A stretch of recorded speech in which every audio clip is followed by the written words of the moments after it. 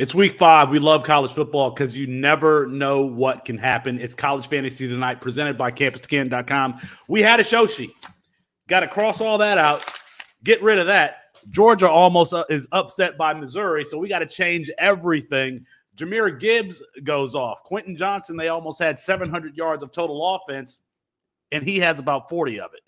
So what do we do with him? If you like what it is that we're doing, go ahead and subscribe to the YouTube page. We're an independent organization, a small startup, so you can help us grow this channel, grow the Campus to Canton format, and help us reach more people. If this is your first time joining us, we always start every College Fantasy Tonight with the rundown. And because there was that almost upset, we're going to start with Missouri at Georgia. I'm going to wait to hear the music going. The rundown music, before we start. Dude, it's live television, folks. It's live television. About that live music. It's live television. Let's go ahead and get started. What a great game Georgia was, right, though? I mean, oh, my goodness. It was amazing. Missouri almost had a massive upset in this one. You should be good. I hear it. That's not the music I wanted, but go ahead. Listen, independent company, low budget. If you like this video, if you subscribe to the channel, we'll be better next week. Probably not, but go ahead. Let's go, Matthew. Yeah. Missouri.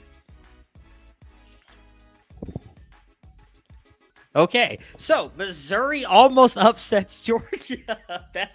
This is the show. It was a really good game for the entire first half here. So on Missouri's side of the ball, they were really pushing against Georgia's defensive line. They were running the ball really well. I had never heard of this guy before, Cody Schrader. I know it only says 89 yards, but he was ripping off big run after big run earlier in the game. They were really just kind of pushing Georgia's defense around. Unfortunately, Georgia does end up taking a lead. It was not until 4 minutes left in the fourth quarter they end up scoring a touchdown here. Kendall Milton runs one in. He only had 47 yards as well here. And they just try to rely on Brady Cook for Missouri. It just doesn't work. Brady Cook was not very good passing the ball, even with Luther Burden and Dominic Lovett. And from my opinion, getting open down the field, he was just overthrowing guys. Just 192 yards, does get the touchdowns, as you guys will see if you're watching live. None of the wide receivers did do much, so it was great to see Mookie Cooper get 5 receptions for 55 yards. But Dominic Lovett earlier in the game literally had 84 yards at halftime, did not get a single catch after the fact. It was just a rough showing for Missouri, unfortunately, in the second half. But Georgia, for the second week in a row, looks vulnerable, not just on defense, but this supposed explosive offense, not quite doing it. Now, you got to give them credit. Tough game. They end up coming through again, just like they did last week against Kent State. When you're challenged like that, you need to win those games, and they did. So they ended up coming through. Stetson Bennett, after the game, admitted not his best game, though I didn't think he actually played that bad, to be honest. Every team's going to be tested. Georgia, the number one team in the country here, tested on the road at Missouri. Missouri quietly has one of the better wide receiver cores, at least in my opinion, in the country, between the five-star athlete in Mookie Cooper, Luther Burden, and Dominic Lovett. Not enough people are talking about how good Dominic Lovett is. Okay. Matthew, thank you. I'm going to let you go back to your producer duties. Rough start to the show, so let's get back to the regular show sheet here. Let's move on here to Colin Decker, one of the co-founders of Campus to Canton. We're going to start with Clemson at NC State, which just wrapped up. Clemson was a favorite, -7. They actually cover in this one. DJ Uiagalelei, I don't know. We're going to have to start talking about whether or not he's good or not, Colin. Yeah, I mean, I think this is a surprise for a lot of us here because a lot of people have kind of written him off for dead at this point. But in this one, 209 yards, 2 touchdowns, not super impressive, in the stat sheet, but he was making really nice throws. He had time in the pocket and the receivers were catching passes here. And this one, Bo Collins had a pretty big drop there, but outside of that, everybody looked pretty good. He got it done on the ground as well. 2 rushing touchdowns, 4 touchdowns total here. This is the second game in a row that he's looked pretty good. And I think the big takeaway here is, they have an offensive line that looks good this year. These pass catchers, they're not just these big trees on the outside. We're seeing guys like Antonio Williams, who in this one led the team in targets. 5 catches, 45 yards there. And we saw Jake Brenningstool, who's technically a tight end, but he plays 75% of his snaps in the slot. So essentially, he's just a big slot. He came through with a big one in this one: 4 catches, 54 yards, and a touchdown. This offense looks different, and I think it is time to revisit the DJU conversation. Maybe he's not as good as he was as we thought he was going to be entering 2021, and he's also maybe not as bad as we thought he was going to be entering this year. DJU Ungalele is probably coming back. He's going to be here in 2020, probably declare 2024. The real slot wide receiver for Clemson is Will Taylor, and I'm going to keep saying that name until they're letting him return punts. They need to let him play the slot. Free Will Taylor. On the other side, Colin, Devin Leary, we thought at one point that he could be potentially an NFL quarterback. I don't know that that's the case. He was outgunned, outmatched in this one. Kind of kept it close early on. We're going to see him at the Senior Bowl eventually, but he's not having the season that we thought. Yeah, definitely a disappointing season for the hype that he had coming in. A lot of people, I've said it time and again, and a lot of other people have too. This class is really looking for a QB3, and people thought it could be maybe Devin Leary. I still think he's an NFL quarterback, but now, he's probably more of like a day 3 kind of a guy. I felt bad for him in this one because the offensive line didn't give him a ton of time. The running game gave him 0 help. They had 30 yards total on 20 carries. So they essentially had to use the short passing game as an extension of the running game in this one. And it was something that Leary actually looked pretty good doing. He got the ball out on time. He kept the offense in rhythm for most of this game against a good defense who, they were missing a couple key pieces on there, but this is still a very deep and talented defense. The stat line's not going to look great for Leary, but it was a gutsy performance from him. It was a solid day. Not spectacular, not terrible. Our thoughts are with Brian Brzez's family. They lost a daughter and sister this week, and so our thoughts are with them. Jordan Houston, a player that I advocated for early in the season, a smaller player, an all-purpose player who waited his turn. He isn't having the season that we kind of thought that he would. So the backfield is split really when both are healthy between Jordan Houston and Demi Sumo Carnabe. That's I'm going to pronounce his name for now until I can learn how to pronounce it. Let's move on here to Alabama at Arkansas. Alabama was favored by 17.5 on Better Sports Network. I actually called. I took Sam Pittman and Arkansas. I thought that they would at least be able to cover 17.5 at home. But it wouldn't be the case today. Bryce Young, Jalen Milroe, just too much for the Razorbacks. Yeah, I mean, Bryce Young going down in this one is obviously the story of the game here. He threw an interception there that was not a great throw, but outside of that, he looked good. Touchdown passing, touchdown on the ground as well. And then he has that shoulder injury where, he kind of extended the arm as he was falling and he landed kind of awkwardly. The broadcast kind of thought maybe it was like a dislocated shoulder. It's definitely going to be something to monitor there because Jalen Milroe came in and, the stat sheet isn't going to look terrible there. 4 for 9, 65 yards and a touchdown. He had that huge run on the ground. So he had 91 yards and a touchdown on the ground. But he really struggled to keep this offense in rhythm. He struggled anytime there was any sort of pressure against him. He just kind of folded, dropped his eyes. He did not look very good in this one. Now, yes, he was a backup. He was coming into this game, but it's not like he's a true freshman here, like some other guys who had started at the beginning of the year and, like a Drew Aller, but Jalen Milroe, you kind of expected him to be ready for this one. He wasn't. We'll see how this pans out moving forward. But they have Jahmyr Gibbs, luckily, who can just carry this whole offense. Talk to me about Jahmyr Gibbs, whose best rushing performance of his young career. Yeah, this was a fantastic performance from him all around. Not quite as much through the air as we're accustomed to seeing with him, only 2 catches for 20 yards, but he didn't need it. 18 carries, 206 yards, 2 touchdowns on the ground.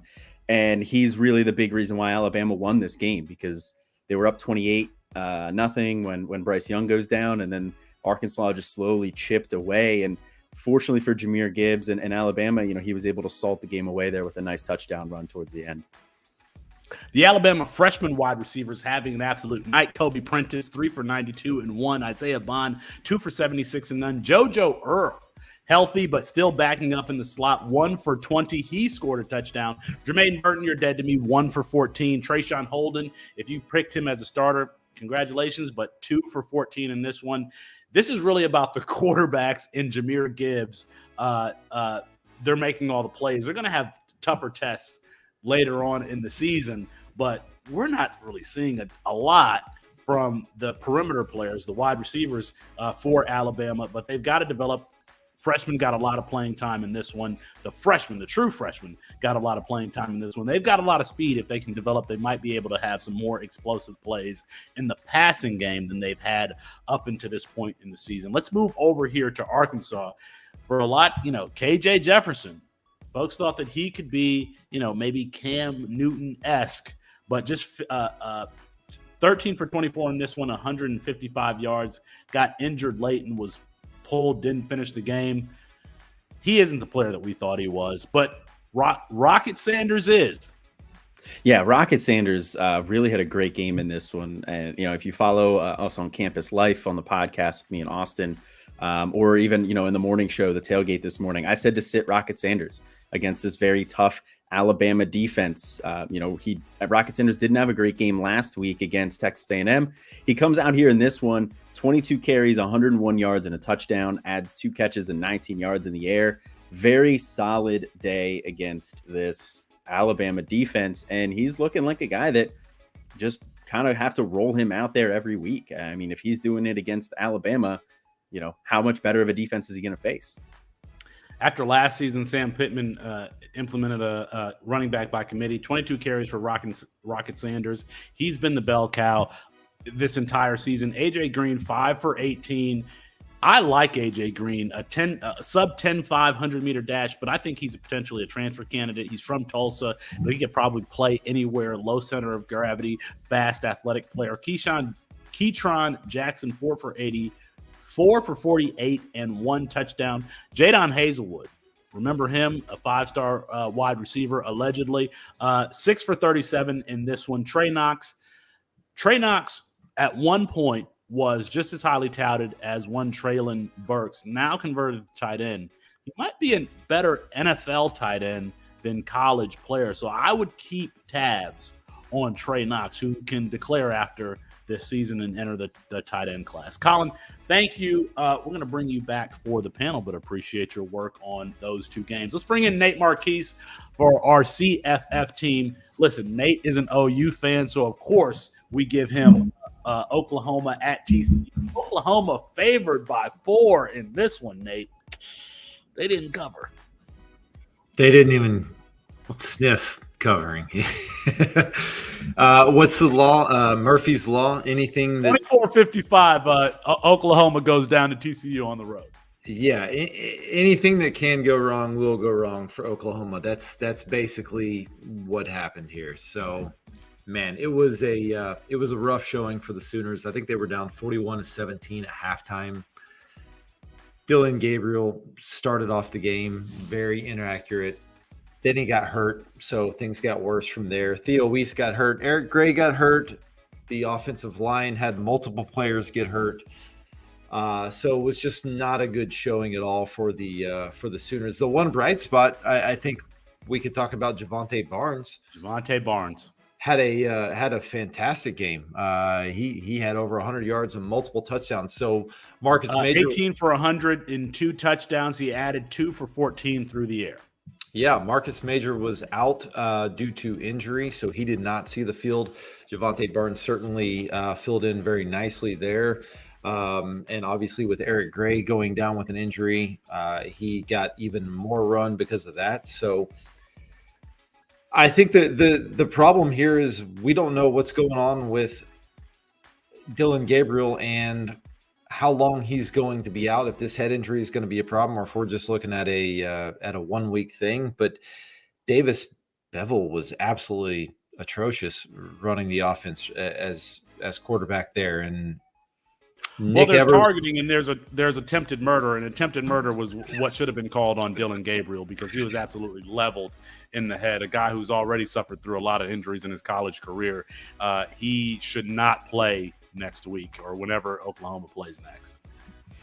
absolutely, and it was a really ugly hit, and hopefully he's okay. Hopefully he's able to bounce back from that. But the offense did not look the same when Bevel was in.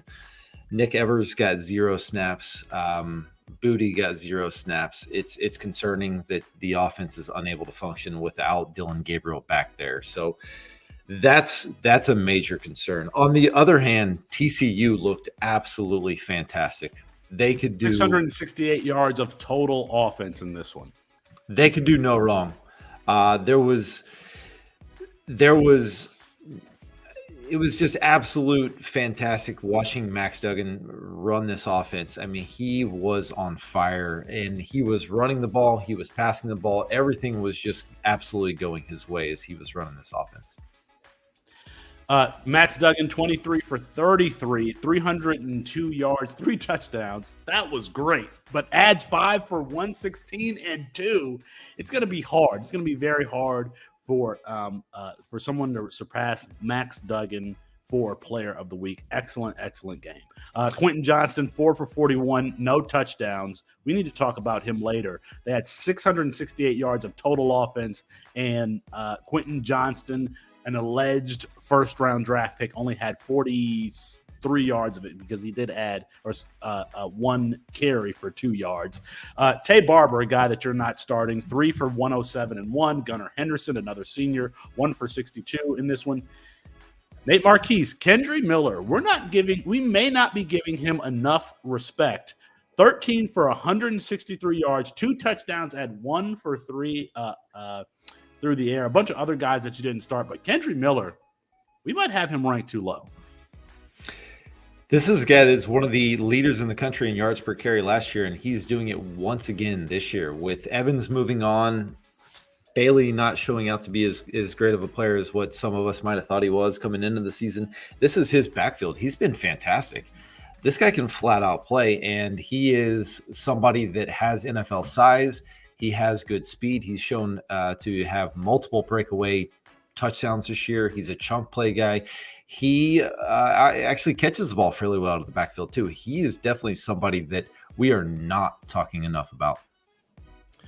He may have actual Devi value, and I don't know that that's actually caught up to his actual value. We may see him as a CFF guy, but if I'm listening to this, I would go try to trade for Kendry Miller. I would go try to trade for him. All right. Let's go now to Wake Forest at Florida State. Wake Forest took one on the chin last week, but bounces back on the road against a well-coached Mike Norvell team. Yeah, absolutely. It's really good to see how in control of this offense that Sam Hartman has been. I mean, this guy didn't even play early in the season. Comes, jumps into the mix and shows out against Clemson, and then has another great performance against Florida State. And this is a Florida State defense that has actually been really good this year. The Hartman to Perry has just been an absolute dynamic duo again. And Perry had another 8 catches, 90 yards, 8 catches, 91 yards, touchdown, 91 yards and a touchdown. Sam Hartman went 22 for 34, 234 yards, 2 touchdowns. He adds 11 for -5 on the ground. So if that was a player prop, you got the negative, you may have hit it. But A.T. Perry 8 for 91 in 1 in this one. Donovan Green 2 for 29 in 1. Taylor Moore, and sometimes in the mix, not necessarily in this one, 1 for 3. Last week's superstar Jamal Banks 3 for 24 only in this one. Justice Ellis on the ground, 18 for 114 yards and 1 touchdown, and Christian Turner there along with him. Wake Forest running the ball, 20 for 64 in 1. Yeah, Ellison and Turner split the backfield today, but Ellison was the one that proved to be the most productive. He had over 100 yards and a touchdown. Kind of sad to see Banks kind of fade away after having such back-to-back strong performances like he did. But it was the A.T. Perry show, and that's what we like to see. He's the guy that we drafted, early in our draft. So it was nice to see him actually perform to the level that we expected. On the other side, Jordan Travis, he still appears to be limited from his injury. We're thinking maybe high ankle sprain, whatever he's got going on. He has not been running the ball as much as we've seen in the past. But, man, this guy is really developed as a passer. It's really interesting to see kind of how that offense has changed with this injury and how much he has really kind of, I don't know, just advanced as a passer since we've seen this injury take place. 23 for 35, 281 yards, 3 touchdowns in this one. He was playing pitch and catch with Micah Pittman, 5 for 85 and 2. Johnny Wilson, the big tight end shaped wide receiver, 6 for 85 and 1. Trayshawn Ward in this one. Mike Norvell always has great running backs. Only 13 for 87 in this one. Trey Benson, a transfer there to Florida State that I think we need to pay attention to. Only 4 for 10 in this one. But this offense overall is moving in the right direction. Yeah, absolutely. It is proven that Pittman and Wilson have been very productive as far as wide receivers. And if Jordan Travis is proven to be a developed passer, then they can become some fantasy relevant commodities there. All right, Nate, we appreciate it. We're going to bring you back also for panel. And listen, I'm sorry that we had to include you on the OU game. My condolences to you. I know that you're an OU fan. Matt Bruning, you have been one of the biggest Jackson Dart fans. You had him ranked above one Caleb Williams at one point, if I remember. Was that not you? No, I just said that I thought he'd have a better season than Caleb Williams, and I have him ranked higher than Caleb Williams. Caleb Williams is like QB. Is he having a better season? He is not. He is not. He is currently not. Still time. Hey, I'm not going to write him off yet. Not looking promising, though. I believe Caleb Williams already has 3 touchdowns. Kentucky 19, Ole Miss 22. This line opened at 1.5. It moved to 6. Ole Miss favored by 1.5. It moved to 6. It moved to 6.5. Ole Miss wins this one. You probably wanted the money line on this one. QB1, Matthew, if you look at him statistically, Will Levis, 18 for 24, 220 yards, 2 touchdowns, 9 for -19 on the ground, though. Yeah, so I'm told QB1. Sure, you said Ole Miss won this game. I would like to say Will Levis lost them this game. Will Levis did not play well. I question the scouts that are telling McShay that he is better than CJ Stroud and Bryce Young. I'd like to know. Many are saying this. That's what I've heard. I'd like to know what they're drinking or what XFL team they actually work for, because they are not NFL scouts. He just does not have a good game here. But Chris Rodriguez did. First game back, 72 yards on the ground, a touchdown. Also had 3 catches for 40. Looked like he really hadn't missed any time against an Ole Miss defense that, we sat there and this morning, talked with Chris Moxley, said, hey, we shouldn't play him. Good Ole Miss defense, probably not going to be ready to go, but he went out there and had himself a good day. I had tweeted out, I'm ready for Will Levis to move on from Kentucky and hope they get themselves a good quarterback, because Dane Key and Berrien Brown are just amazing. Now, Berrien Brown just 81 yards through the air. Don't have this, but he had 2 big returns in this game. Dane Key shut out a little bit here, but it has been really phenomenal. Berrien Brown, probably the best kick returner in the country. Dane Key, after that good game, last week or 2 weeks ago against Florida, just 2 for 28 in this one. But these freshman wide receivers are excellent, man. Man, when Kyle McCord starts at Ohio State next year, Devin Brown should transfer to Kentucky, and oh my goodness, that would be fireworks in Kentucky. I'd be excited about it. You mentioned Jackson Dart. He's just winning. I mean, that's about the best you can say about him, right? 12 fantasy points, 213 yards, 1 interception here. It really looks like this team has completely changed from what they are. You go back and look at any old Lane Kiffin team, is very much pass. He has turned into a run-first defensive coach. And I don't know if that's because of the SEC or what is going on, but it's working. And these running backs, I mean, Zach Evans, we know. I was going to say it could be because of this backfield. Why don't you talk to me about how good these two guys are? I mean, Zach Evans came into this game hurt, and I know it doesn't look like it, 9 for 24 and 1, but I thought he looked very good when he was running. But Quinshon Judkins got the majority of the carries here, 106 yards, 1 touchdown, and that's not even talking about a guy like Ulysses Bentley who can do something as well. Like, this is a really good backfield, and he's leaning on them in a major way along with that defense, and I don't blame them. Like, they're just ripping off run after run in all of these games. Quinshon Judkins, 15 for 106 and 1, 1 for 14 receiving. Matthew, who would you rather have, the Ohio State backfield with Travion Henderson and Mayan Williams, or Ole Miss with Zach Evans, Quinshon Judkins, and Ulysses Bentley? Man, I think I'd have to take Ole Miss. I mean, Zach Evans, I think, is right around the prospect, I would say. He's a little bit lower than Travion Henderson, but I think he's right in that area. I'm sorry. Like, I know you like Mayan Williams, and I'm sure we'll talk about him at some point in time tonight. Had a phenomenal day today. I think 100. You're not going to get an argument from me here. 5 Quinshon touchdowns, Judkins, but Quinshon Judkins is amazing. So, yeah. I would Quinshon take Ole Judkins Miss. Quinshon is up to my RB 11 overall or something like that. Michael Trigg adds 3 for 41. You'll probably have better days from him. Malik Heath, you didn't start him, 6 for 100. Matthew, you also covered Oklahoma State and Baylor. Baylor was favored by 2.5 in this one. Oklahoma State takes it 36-25. Listen, Mike Gundy is quietly again putting together a very good season. Yeah, props to Spencer Sanders, who didn't have an amazing game, but I think won them the game. He didn't have the turnovers. We talked about it. The last 2 times he played Baylor last year, he had 7 interceptions, just 1 touchdown. Now, he does get an interception in this game, but has the 1 touchdown, has 75 yards on the ground and a touchdown as well.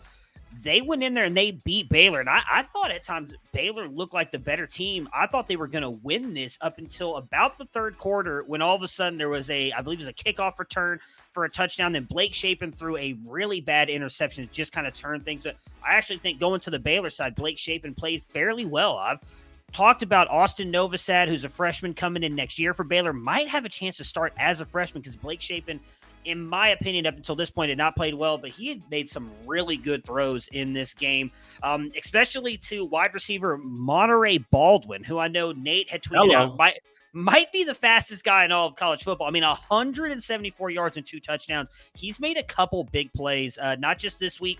There was one big one against BYU on the sideline. He made a big catch as well. He's a guy that, like, I guarantee you is not rostered. I don't know that I want to, but he's been making plays for them for the past couple weeks. Monterey Baldwin, the true sophomore, 7 for 174 yards, 2 touchdowns. That's a true sophomore. He is taking advantage of Jeff Grimes's long boot play action plays. He's getting deep. Blake Shapen, 28 for 40, 345 yards, 2 touchdowns. He did have those 2 interceptions. But we need to talk about, listen, Jeff Grimes, he had Abram Smith last year, Tyler Algier the year before that. It seems like this is the only player that was actually recruited by this staff is Richard Reese, a small true freshman, 17 for 85 and 1. He should be rostered in all campus to campus leagues. Yeah, I mean, he not only did he have a decent game here, 85 yards on the ground, 1 touchdown, 4 receptions for 21, get you 20 fantasy points, but he had a really big game last week too. Nate and myself talked about him. I asked Nate, and they said you should definitely be rostering him. They were going to talk about him on Chasing the Natty on Monday, which him and Brandon did. I'm with you. Like, we've seen these guys, just these running backs, once they have a guy tend to produce. I don't think Tay McWilliams gets his job back at this point. Like, Reese has been so good. I think he continues to hold it. He deserves to have it. If he's available, I would definitely go grab him. Going to the Oklahoma State side here, Talon Shetron, nowhere to be found. Jaden Bray, we're waiting for him to be healthy. Brennan Presley, 8 for 86. I don't think that anybody's starting him anymore, so you probably weren't able to take advantage of that performance. Listen, Dominic Richardson, how long have I been saying Dominic Richardson's name? 24 for 73 in this one and 1 touchdown. He adds 4 for 18 through the ground. And you mentioned Spencer Sanders' performance already. I mean, Spencer Sanders, 5th or 6th year senior at this point. We expect him to perform well, and he is. So you can probably continue to start Spencer Sanders. All right. Matthew, that was your 2. We appreciate it. Listen, I had 2 slower games here. Michigan came in 10.5-point favorites. They actually cover in this one, 27-14. Iowa. Once this game was 10-7-0, I thought Michigan had it. But you want to pay attention to this game to see if J.J. McCarthy adds a different element to the game. Now, normally it's Iowa that's slowing things down. It was actually Michigan in this one. J.J. McCarthy, 18 for 24 and 155 yards, no touchdowns, no interceptions. Blake Corum, nearly 30 carries in this game, 103 yards, 1 touchdown. Michigan played slow and methodically. I think we have high hopes for Donovan Edwards. 5 carries at 29 yards, 4 receptions for 21 yards and 1 touchdown. I had questions about whether or not they were going to be able to use this all-purpose back in creative ways. It looks like some of that might be there, but they may be saving him for games that actually matter when they play Michigan State, when they play Ohio State. So we could see that coming. Limited touches in this one, but very effective with them. Roman Wilson, 4 for 28. Antrell Anthony, remember him on that Michigan State, dominating Michigan State last year, just 1 for 29 in this one. Over on Iowa's side, we don't really care about Iowa offensively, but they do have some players that we should, keep track of. Samuel Porter is a potential NFL tight end, only 2 for 24 in this one. LaShawn Williams, no Tyler Goodson, 8 for 34 in this one. Caleb Johnson, he's a freshman that we care about. He's a freshman that Kevin Coleman has touted, 12 for 31 and 1 in this one. But I will tell you what, I think we need to pay attention to Luke Lachey, true sophomore, 6'6", 254 pounds. I need to go ahead and watch them. He had 4 for 84 in this one. That's what we're paying attention to. We're paying attention to the tight ends and that freshman running back there at Iowa. Spencer Petras, you need to get the hell out of here. Get the hell on out of here. Listen, when I made this show sheet earlier this week, I was mocked and ridiculed for including Central Michigan at Toledo, a MAC matchup that I was watching. I wanted to pay attention to this. Toledo was a 6.5-point favorite. They actually take this one 38-17. Daniel Richardson for Central Michigan, a player that had an excellent game against Oklahoma State early, threw for like 400-plus yards. Lou Nichols had 70 yards and 2 touchdowns in this one. So you're starting players on this team. I don't know why I'm being criticized for including this game. There's a lot of fantasy-relevant players in this game. Daniel Richardson, 25 for 46, 252 yards, 2 touchdowns. Now, if you spent that first-round pick on Lou Nichols, you have to be disappointed in this one. 18 for 32, no touchdowns, 4 for 22 on the ground. That's not what you want from Lou Nichols. Miles Bailey, you need to pick him up because if Lou Nichols declares for the NFL draft, Miles Bailey is going to step in as the starter. Go ahead and pick up Miles Bailey now. Over on Toledo, listen, DeQuan Finn is a player that we liked coming into the season. I thought he played excellent at Ohio State. They got a lot of athletes there for Ohio State, and some of them could not corral him. He is a soldier. DeQuan Finn, 13 for 23 in this one, 2 touchdowns, 12 for 84 on the ground. Jaquez Stewart on the ground, 16 for 122 yards. We thought that we would get, his name is escaping me, the transfer from Maryland who went to Detroit King. I can't even say Detroit stand up if I can't. Penny Boone. Penny Boone, it doesn't matter because he didn't do anything in this game, so we're not starting him. Micah Kelly, the backup to Stewart, 18 for 64. That's it. That is the rundown. All right. Let's move on here to panel. I want to bring everybody back. Nate Marquise from our CFF team, Colin Decker from Campus Life and founder here at Campus to Canton, and of course, Matt Bruning, who punches and touches all the buttons behind the scenes, and he feeds his kids dinner at 3:00 so that he can make the graphics for this show. True story. True story. Hey, Let's start here. I want to watch football and be uninterrupted, so dinner at 3 it is. Dinner at 3. Probably pancakes. What? No. As my son says, Paschetti. We had Paschetti and meatballs today. That's what we had. Is that an intentional? Is that an intentional Pischetti or what? Oh yeah, it's all. Okay. I will burn a grilled cheese, my friend. I burned Okay. some of the noodles. So yeah, Pischetti and meatballs. It's about the best I can do. Is it like in a can? No, oh, no, SpaghettiOs no. here? No, no. You know who's not burning anyone, and that's Quentin Johnston, Great segue. TCU. Great segue. Listen, I'm a professional here, okay? So they say. TCU 668 yards of total offense. Quentin Johnston 4 for 41 through the air. Colin Decker, what the hell is going on with this guy who we thought could be a potential first round NFL draft pick? That's a fantastic question because he is getting the targets. Entering into this game, he had the most targets on the team. He had 16 and just not really getting it done with this. He can't really separate very well. And it just kind of seems like at this point, he's more athlete than wide receiver. He's big, he's fast. Everybody wanted to compare him to like a Julio Jones or even like a Martavis Bryant type of a guy. And he's not a good receiver at this point. I mean, he needs a lot of development here, and he's not as good as what we thought he was going to be. This is a perfect situation for him, and he's not doing anything. Yeah, anytime you're trying to get a player like this going, because Quentin Johnston has the ability to run after the catch, I think you need to move that type of player into the slot, put them on bubble screens, almost like free throws for an NBA player. Like if you're not hitting your shots, get to the foul line and hit free throws. I think they need to set up some crossers, some screens, stuff to get him going because, yes, he is 6'4", 210 pounds, whatever he is, but he's a player that kind of moves like a smaller player. So there are some things that he can do to get going. And we don't need to see, the same type of play schemes called for him that we saw when he was really going last year, like against Oklahoma and making plays down the field. Calvin Johnson had this issue very early on in his career for the Detroit Lions. They couldn't get him going, and they started moving him in the slot, giving him two-way goes, doing him with screens, trying to get him those easy receptions. And they need to do something like this for Quinshon Judkins. Or not Quinshon Judkins. They can do that for him too. Quinshon Judkins has no problems getting going. Yeah. None. It's Quentin Johnston. Nate.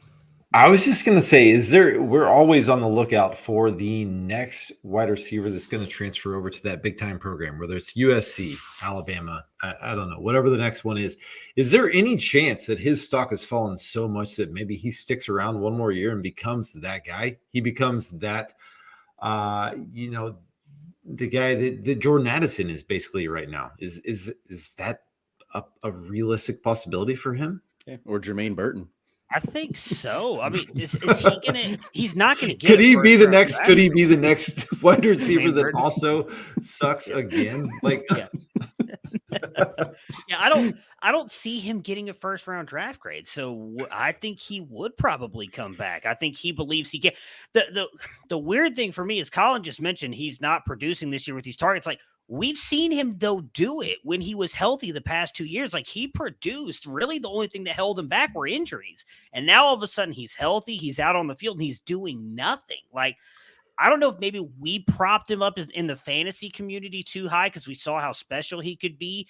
And we know what Dykes does. And we're like, hey, he's coming over. And let's be honest, dude. He was pumping him up all offseason. Where the offense is running through Quentin Johnston. He's going to be our guy. He's going to have an amazing year. And then he's done nothing. Like, I wonder if maybe that's why we're so disappointed by this. I went back and looked at the history of Sonny Dykes, and what's interesting is that I had pictured that this was going to be this big, massive, incredible season from Quentin Johnston. And what I've kind of found out is that Sonny Dykes likes to spread it around way more than what I had thought. His offenses are very prolific from a passing perspective. It's actually Rhett Lashley that likes to feature one wide receiver. So when Rhett Lashley was his offensive coordinator there at SMU and James Crochet went nuts, that's what we saw. And then Lashley moved on to Miami, and we saw that same thing happen with Harley, and we saw it happen with Rambo. We haven't seen that same thing happen with Sonny Dykes during his tenure at SMU, California, or now TCU. He just tends to spread it around a little bit more than what we anticipated. Nate Marquise just came up with a great solution. We're sending Tyler Van Dyke and Quentin Johnston to SMU next year. Problem solved. Why you're just killing Quentin Johnston's value even more by pairing him with a guy like Tyler Van Dyke? Are you serious? They would work well. They would work great together. What about Preston Stone? As round 5 draft picks in 2024, you're right. They'd work beautifully together. We're sending Quentin Johnston to Oklahoma next year to pair in the Jeff Lebby system with the what's the North Carolina quarterback? What's the backup? Jacoby Criswell. Jacoby Criswell. There you go. Jacoby Criswell meets Quentin Johnston in Jeff Lebby system. Let's make it happen. Will Levis, they take the loss today, but we seem to be really out on him here at Campus to Canton. And I don't know if it's the media or if it's the draft community, but the fantasy community, the Devi, the C2C community is definitely out on Will Levis. Matt, why is there this discrepancy? So I disagree with your statement right there. There's a lot of fantasy and Devi people who are still very in on Will Levis and think he is. There's a lot of us, Campus to Canton, who are out on Will Levis. I think it's this just incredible thirst to have 5-6 quarterbacks drafted in the first round every single year, which I think the NFL, me and Colin had this discussion recently on Canton Bound. I think the NFL honestly showed us last year that if there's not a guy they want, they're not taking him anymore because they just bust too often. They miss as much as we do, and I think they're starting to realize that. You saw NFL teams go out and sign more and more veterans than ever before, and they only drafted Kenny Pickett. Why? Because they felt he was the safest option. I get Will Levis has all the tools in the world, but it's the same argument I've made against Anthony Richardson. He is never consistent with them. That's great that he's got one amazing throw every single game. Give me 10 of 30 if you can. Like, your one throw does not work. I understand McShay saying, oh, he's got the intangible. What intangibles? What? Because he's not done it on the field. He's won one big game against let's just be honest, a Florida team that kind of looks like crap.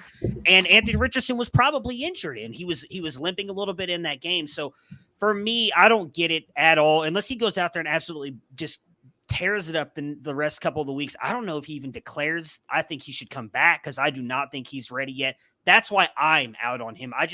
You can tell me about intangibles all you want. Baker Mayfield has intangibles. Didn't work out for him. Tim Couch had intangibles. Didn't work out for him. Baker Mayfield has intangibles, Colin. You can shake your head. Didn't work out for him. That's what I was like. What is he?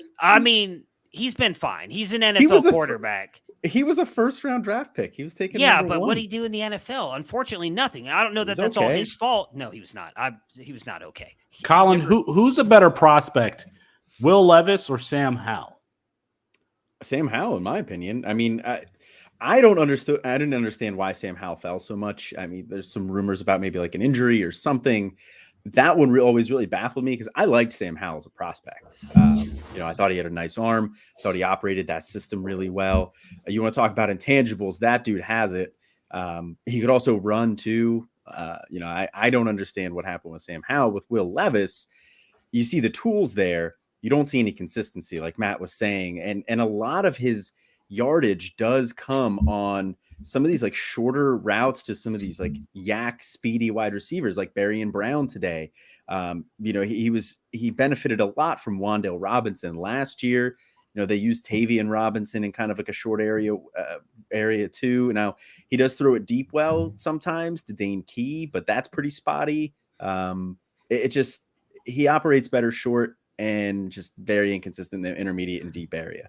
I'm trying to figure out if I would feel worse about my team drafting Kenny Pickett or Will Levis. And I think I would feel worse about my team drafting Will Levis. And I would just be like, all right, if the Detroit Lions at number 6 overall or whatever take Will Levis, I am done. I'm absolutely done. All right. Anything else on Will Levis let's move on here to Alabama. Bryce Young suffers a shoulder injury. This is a team that has not been great offensively with Bryce Young, the former Heisman Trophy winner, at the helm. Now you got to consider it's probably going to be Jalen Milroe. I don't think that they're going to start the true freshman and Ty Simpson, as much as we would love to see that. It's probably going to be Jalen Milroe. Where does Alabama go from here? Yeah, I mean, I think the big thing is next week they get Texas A&M. And Texas A&M has not looked like a very good team so far. Somebody should just get a Texas A&M jersey with ha, ha, ha, ha, ha on the back of it.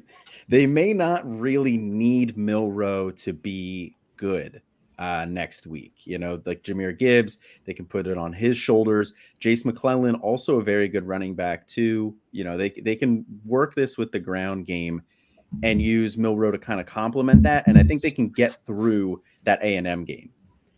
Now, the problem is if Bryce Young is out longer than that, they get Tennessee the week after that. That game, they're probably going to need to score. As good as their defense is, I still think Tennessee is going to be able to put up some points on them. Tennessee scored against Georgia last year. We all know how great that defense was. So if Bryce Young is out longer than next week, then I have some serious question marks because Jalen Milroe did not look good as a passer and did not look really comfortable back there either. Yeah, I mean, based on what Nick Saban said after the game, he said it's a sprained shoulder, but they will get imaging and everything done, and they'll know more Monday is practically what he said. So I would assume we're going to find something out either tomorrow, as in Sunday, or Monday, depending on when you guys listen to this, if you're not watching live on the podcast. I'm kind of with Kyle. I mean, we jokingly had like a massive argument today in our Slack channel about Jalen Milroe. We're still fighting. Yeah, we're still fighting. But I don't think Milroe was as bad as he was in that game. I think going into a place like Arkansas, granted, I do agree with some of the points Colin made earlier when you talked about the Alabama game. You know you're the second quarterback. You've got to be ready because you know you are one play away from getting into that game. But I would almost guarantee he's taken no reps with any of the ones throughout this season because of Bryce Young. I think getting thrusted into that position sometimes, like, not to say that Jalen Milroe can't live up to the hype and play when the lights are the brightest. Sometimes you get thrown into that situation and it's just hard to react. And I think it was a weird situation for him. Arkansas was a lot better and it was a hostile environment. So I'm not going to judge him too harshly on that. Now, it's not going to be an easy game against Texas A&M either. That's a decent defense, even though the team overall is bad. I will be very curious to see what happens with them moving forward if Bryce Young is out for multiple weeks. Because, I mean, you know, we talked about it also a little bit in the channel with Kevin Coleman brought it up. Like, if he's out, like, with Georgia struggling, like, is Ohio State seriously the best team in college right now? Because I could see Alabama losing. Here we go games. with Matt. No, I'm bringing it up in a thing of like, I feel like Alabama should be the number one team right now. But if they don't have Bryce Young, like, I don't think Jalen Milroe can lift this offense the way Bryce Young has. Like, it would have to be a different offense. I don't know that he's the passer that Bryce Young is. We're talking about more QB dive, QB sweep, that sort of thing. It would definitely be – I think Alabama would be trying to win games like 21-17 as opposed to trying to score 38 on them if Jalen goes the quarterback. And he would be a first-time starter getting pressed into the limelight. I don't know. I want to push back a little bit on the fact that he just looked really, really bad today. He is a backup. He's coming in. The system is not set up. Clearly, the offense is going to look way different with him as quarterback versus Bryce Young. And if they can tinker that over the course of a week, and let's face it, it's Texas A&M. we wouldn't have thought this at the beginning of the season, but we're kind of all thinking it now. This is a little bit of a week where they have some things that they can mess around and try to see what works and what doesn't, because Texas A&M is not very good right now. But this offense is going to look way different with him under center, and it can still work. It's just going to look quite different. And I think that with his rushing ability, they could still be fairly dynamic, and that two-man system that they could run with him and Jahmyr Gibbs could be pretty wild. And let's face it, the wide receivers haven't been that great anyways. So I even wonder if they use Jace McClellan more if Jalen Milroe is going to be the quarterback, because Jace McClellan, a bigger, thicker, stouter body. And if you're going to be running, you may want to use more in between the tackles guys, as opposed to someone like Jahmyr Gibbs, who you want to put in space. All right, I'm gonna P5 move to us along. Finn.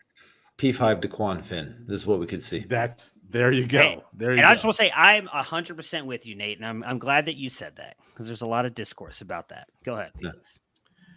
Let's bring up another potentially polarizing player in Braylon Allen. Now, Matthew, you wanted to add this name to the show sheet because I'm sure you wanted to do some sort of dance or something like that. 8 for 2. 8 for 2 on the day today against a Brett Bielema team who all Brett Bielema is doing is running Wisconsin South at Illinois. Not a good performance today for Braylon Allen. You have some concerns, Matthew. I do, and it's the same concerns I brought up in the offseason when all of you who were like thirsting over Braylon Allen as like your next Derrick Henry and the king of the 2024 class. Not you, Colin. I'm not talking to you. Your eyes squinted like I was talking to you. I'm not talking to you. All of you tough Twitter warriors who wanted to kill me because I did not have Braylon Allen ranked in my top 10.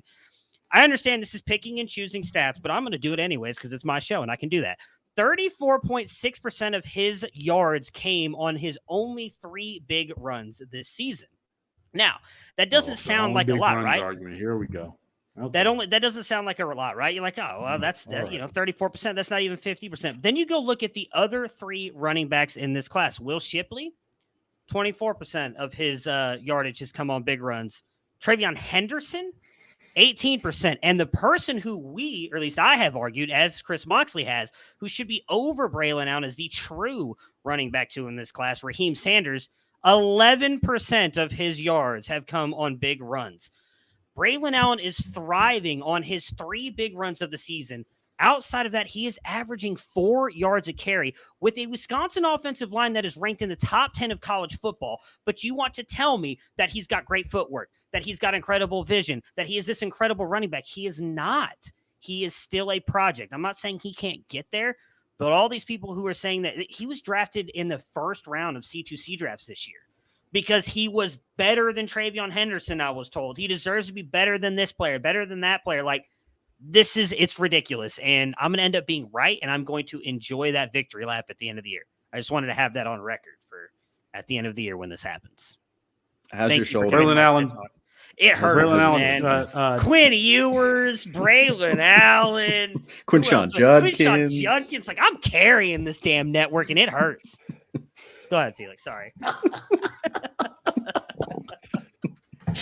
Did you guys give this? Did you guys give the stat that I tweeted out earlier today? I did not. It was something about Braylon Allen.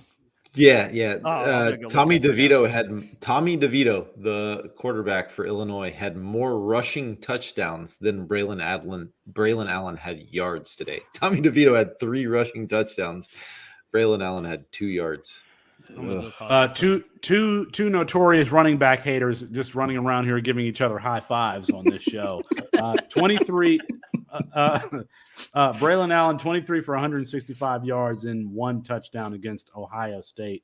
That was just on September 24th. Yeah. Listen, you talked about Raheem Sanders. Braylon Allen is also a player who is learning how to play running back, came in as a safety, as an athlete, and he's learning how to play running back. What he does have is tremendous athleticism. Let's not forget that he was on Bruce Feldman's freak list. He is, 6'2", 230 pounds, something of that fact. I think he's going to be fine.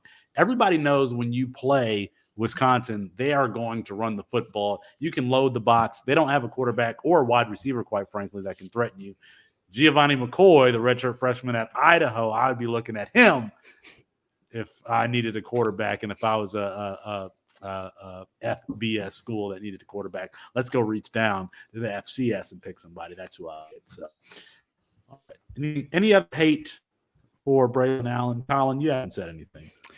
I was kind of on the lines of where Matt was on him. Now I wasn't, out there in the streets with the Braylon Allen truthers, fighting the good fight there. But he's a very athletic guy. He's big, he's got the size there, but he doesn't have great lateral agility, and he didn't have good vision or patience. He's more of a runway runner, and Wisconsin's a type of a program and an offensive line that can give you that runway.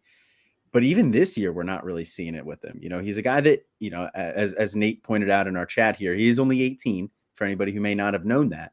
young guy, so he can definitely develop, but he's very raw right now, and we're seeing that. We're seeing the rawness. You say a runway. Yes, Wisconsin is very much a gap in power scheme. And once he gets to the second level, he can use his physicality and his momentum because he's like a slow starter. But once he gets to the second level, if you can get him there, he can be dangerous. He doesn't have lateral agility, but you know what? He's a true sophomore, second year playing the position. I think he'll be just fine. That was way. Get out of here. You said that way better than I did. Get out. Get out. I'm offended. I'm triggered. Let's bring in a nicer guy. Let's bring in Kevin Coleman. Listen, when I become president, all football games are going to start at reasonable times. Eastern time, we're going to get rid of Central and Pacific time. Kevin Coleman, the host of the Debbie Royale, contributor at Football Guys. You're the Debbie lead, right? You're the Debbie lead now at Football Guys. Congratulations on that. And, of course, the Tagliere Award winner. You can find him on Twitter at DuBois_22. We always bring him in because he's there on the West Coast, so it's not that late for him. Kevin, let's check in on Colorado versus Arizona. Hopefully Matt included the right games here, and I'm not saying some games that don't exist. Yes, Colorado at Arizona. We care about this Arizona team. This is an upstart program, but Jed Fish, he's going to get these guys going. How are things looking in this one? And give us the timestamp of the game and what the score is. Yeah, so Colorado is it's 2 minutes in the third quarter. Colorado scored 20 points, Felix. That's actually a shocker for the Buffs out there. Arizona's up 33-20. Jaden Delore has 5 touchdowns. So if you started Jaden Delore in you guys' fantasy leagues, he got 396 yards and 5 touchdowns through 3 quarters. Michael Riley, he's leading in the rushing attack there, 13 carries, 73 yards. But receiving wise, it's been spread around. Dorian Singer has 8 catches, 147 yards, a touchdown. Jacob Cowling, 9 catches, 137 yards and a touchdown. So Jacob's doing a very, very good job there. McMillan, true freshman, he has 4 catches, 79 yards and a touchdown. And then they have, let's see, let me count. Yeah, they have 5 different guys with a touchdown here. So Wiley has 1 and McLaughlin has 1. So just overall, Arizona looked really good after that tough loss last week to Cal. On the other side, there's nothing to talk about with Colorado. They're just really bad. Owen McCown, I mean, he started this game. He had 106 yards and a touchdown, but Colorado's the worst team, one of the worst teams in Power 5. Well, Arizona State might be nipping at their heels, at least when they get the suspension from the NCAA that they're going to get. Herm Edwards no longer there, so this has to be a tough matchup against USC. They're Arizona State on the road. I haven't seen the game, but I have to think that USC is handling Arizona State at this point. They're not. It is at halftime right now, and USC is 21, Arizona State 17. So USC is that defense is struggling. Xavier Valladay on the Arizona State side, he's kind of leading the charge. 57 yards rushing, he has 29 yards receiving and a touchdown. Emory Jones, 9 for 11, 117 yards and a touchdown. So shout out Emory because that's probably the best game he's had in a long time. But on the flip side, I mean, Caleb Williams looks fantastic. 217 yards and 2 touchdowns. He has 33 yards on the ground and a touchdown. So he's obviously crushing it for everybody out there that hasn't been C2C. And in receiving wise, though, Addison's okay. 3 catches, 41 yards. Your boy, Mario Williams, on the board. 4 catches, 46 yards and a touchdown. And that came on a great play. When you have time tonight, you can watch it, or when you wake up in the morning. Caleb was about to get sacked, came out of the no and showed his arm strength and got it to Mario in the back of the end zone. And that was a hell of a play. Brendan Rice also 2 catches, 58 yards. They've been spreading it around a little bit, but USC's defense is still struggling here. Like, they'll probably take it off in the second half, but only being up 4 at halftime, they got to get you a little nervous. Excellent matchup next week. Washington State at USC. We get to see Cam Ward face Caleb Williams. I don't know what time that game is starting. If it's 10:30, I'm just going to be tired because I'm staying up to watch that one. Last one here, Kevin Coleman. Stanford versus Oregon. Of course, I think we remember Oregon getting curb stomped by Georgia week 1 of the season, but they've been better since then. How is this one looking? Yeah, so there's 7 minutes left in the second quarter. Oregon's up 10-3, so it's a low-scoring game. Stanford's defense is definitely going to play this game. Bo Nix, I think we have a case of curious Bo Nix. Bo Nix 6 for 14, 83 yards and a touchdown. So he's looked, okay. And he actually just had a long run for 35 yards as we're speaking. Breaking news. But also Noah Whittingham, 3 carries, 24 yards. Bucky Irving has 8 carries and 90 yards for Oregon. So that Oregon running back room still pain in the ass to deal with. So if you're out there and you draft those guys, you're definitely dealing with that. On the other side for receiving, just for receiving for Oregon, Franklin has 1 catch, 14 yards. Chase Cota, has 1 catch, 49 yards and a touchdown, but nothing really standing out to me based on just stats for those guys. Stanford, not doing much offensively. Casey Filkins has 12 carries, 48 yards. Tanner McKee, 45 yards, no touchdowns, no interceptions, and really nothing from the receiving room. So another alleged QB first-round quarterback, Tanner McKee. Yeah. These guys, Levis, McKee, all these guys getting thrown out here just hurt my soul. There's only 2 guys that matter in this draft class. No, I agree with you. Kevin Coleman is someone who always matters. You can find his work at Football Guys and at DuBois_22. Kevin, appreciate it. Thank you. We'll see you next week. Thank you. All right. Matt Bruning, reluctantly get back in here. Let's talk about these week 6 storylines. It starts on Friday for me. UNLV versus San Jose State. We saw Doug Brumfield, in week 0 or week 1. He's actually completing 70% of his passes, having the best season of his career. I'm going to be watching at least him, checking that out on Friday night. Well, that makes one of us. So I hope you enjoy that game. I will not be, mostly because I do a lot of our high school stuff on Fridays, but I'm sure it'll be a great game. San Jose State's not necessarily been a good team this year, so I think Brumfield should go out there and they have one loss. If I remember correctly, San Jose State really has have one. I feel loss. like that. This is, they do. and UNLV has. These is going to be 2 4-1 teams.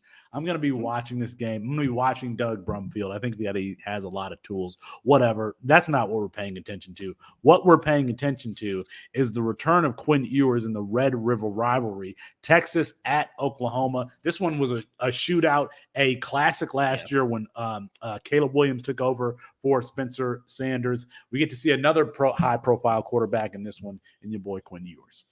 Yeah, unfortunately, this matchup has taken like a massive nosedive the past 2 weeks, and Texas has lost to Texas Tech last week, and then obviously the injury to Dylan Gabriel today. Even if Ewers comes back, as Nate talked about, Bevel is not played well at all. Maybe he's able to, be a little bit better after a week of practice, but I expect Texas to actually go out there and win this fairly easily. I am excited to see Ewers back out on the field, obviously. Looked really good. I jokingly tweeted out the fact that, when Quinn Ewers played Alabama for a quarter and a half, he almost matched KJ Jefferson's yards and touchdown total that KJ Jefferson did in an entire game pretty much against Alabama. I want to see him back out there and see him to continue to play, because right now, this 2024 quarterback class looks really good, headlined by Caleb Williams and Drake May, he's throwing 5 touchdowns a week. It feels like every single week. So, hey, he's been phenomenal. I want to see Quinn out there and playing with these weapons, Xavier Worthy, Bijan, and in this offense. Well, we should have a lot of points scored in this next matchup. Undefeated TCU, Sonny Dykes' TCU, and undefeated Kansas. Lance Leopold comes from Buffalo, brings all of these players who just respect him and want to play for him to Kansas. He has Kansas undefeated. This is going to be 2 ranked teams, undefeated teams playing next week.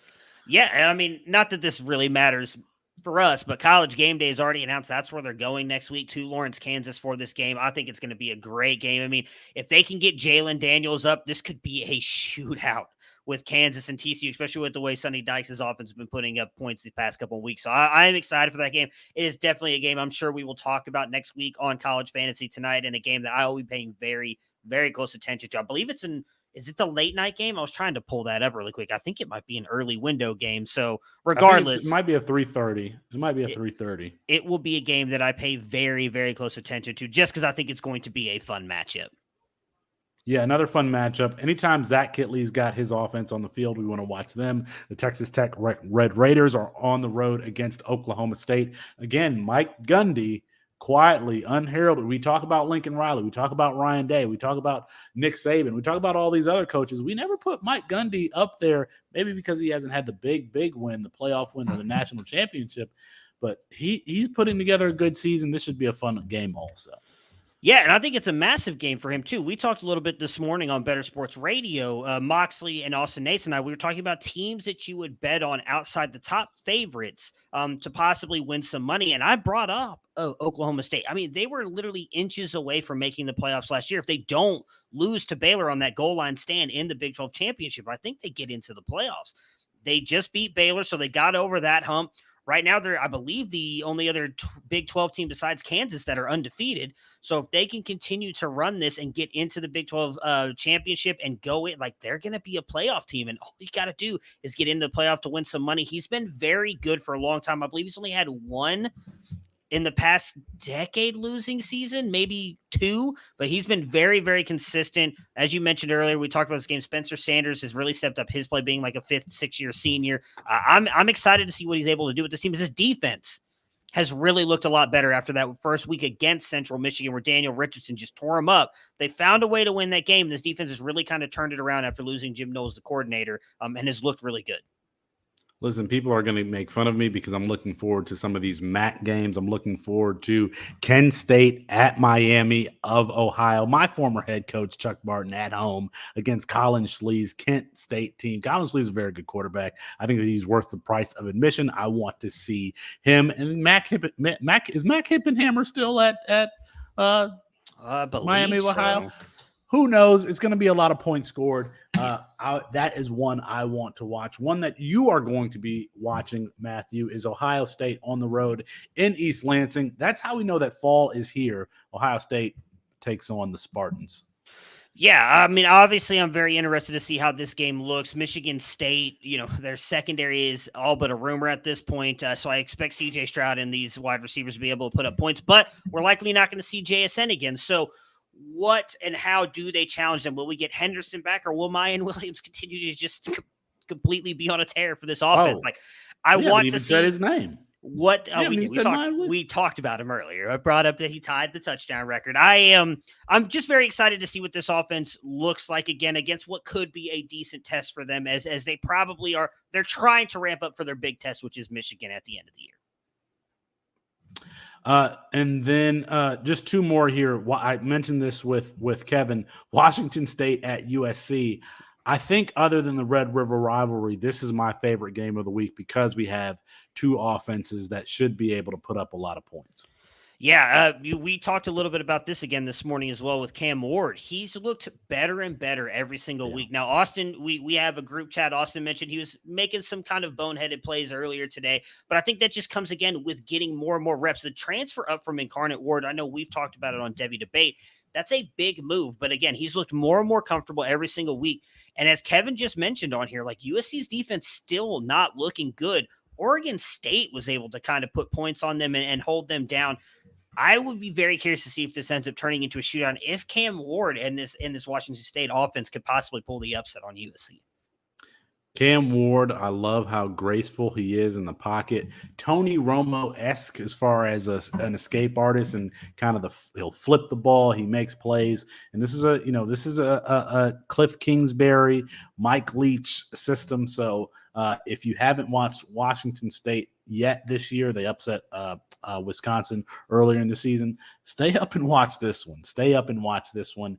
And then finally, Texas A&M on the road against an Alabama team that may be without Bryce Young.